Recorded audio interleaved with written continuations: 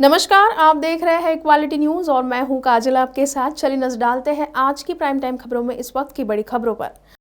दिल्ली में नगर निगम के अतिक्रमण विरोधी अभियान को लेकर आज मुख्यमंत्री अरविंद केजरीवाल ने आप विधायकों के साथ बैठक की।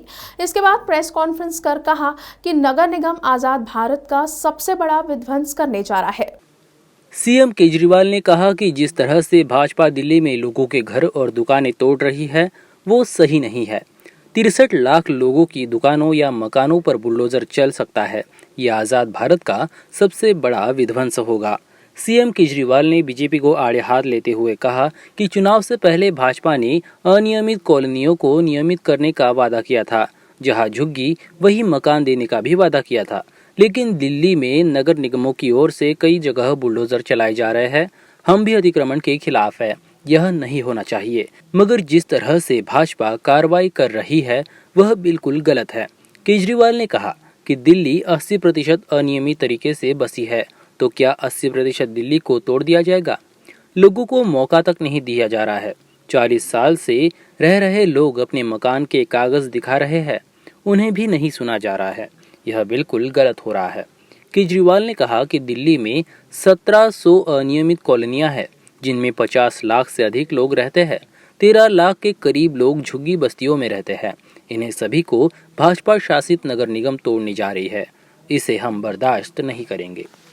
महाराष्ट्र के पूर्व मुख्यमंत्री देवेंद्र फडणवीस ने प्रदेश की उद्धव ठाकरे सरकार पर तीखा हमला बोला है। उन्होंने महाविकास आघाड़ी सरकार की तुलना बाबरी जैसी संरचना से की है। उन्होंने मुंबई में पार्टी की महासंकल्प सभा में बीजेपी के अन्य कार्यकर्ताओं के साथ हनुमान चालीसा का जाप किया।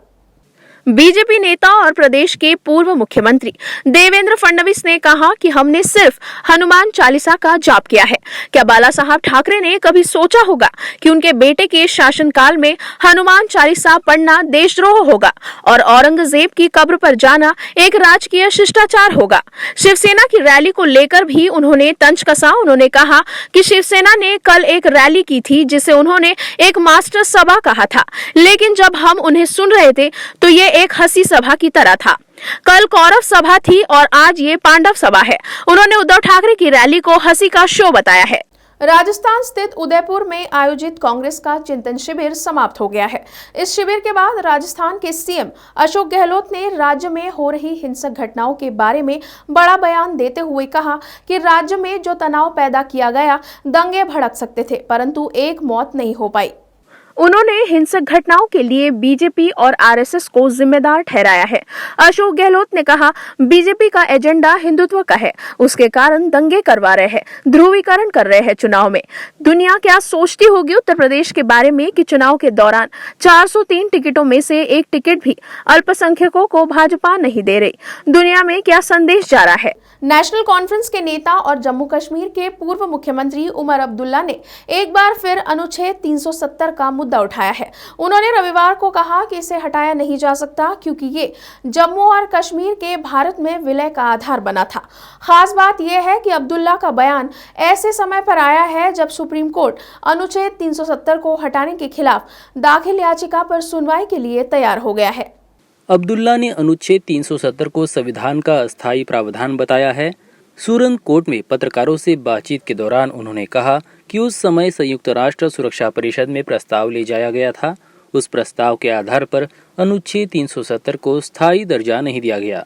उन्होंने आगे कहा, लेकिन जब आप कहते हैं कि जम्मू और कश्मीर भारत का अभिन्न अंग है और इससे अलग नहीं किया जा सकता, तो आप उस आधार को नहीं हटा सकते जिसकी वजह से ये देश का अभिन्न अंग बना है। हालांकि उन्होंने इस मुद्दे पर ज्यादा चर्चा से इनकार कर दिया और कहा कि यह मामला कोर्ट में है।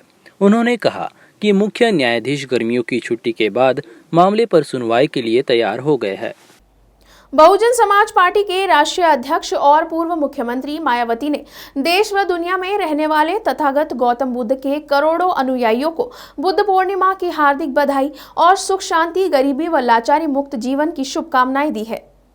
मायावती ने कहा कि दूसरों के प्रति दया, करुणा, दानशीलता एवं इंसानियत को जिंदा रखने की परंपरा को हर हाल में बनाए रखना जरूरी है, जिसके प्रति ही गौतम बुद्ध ने सब कुछ त्याग कर अपना जीवन समर्पित किया।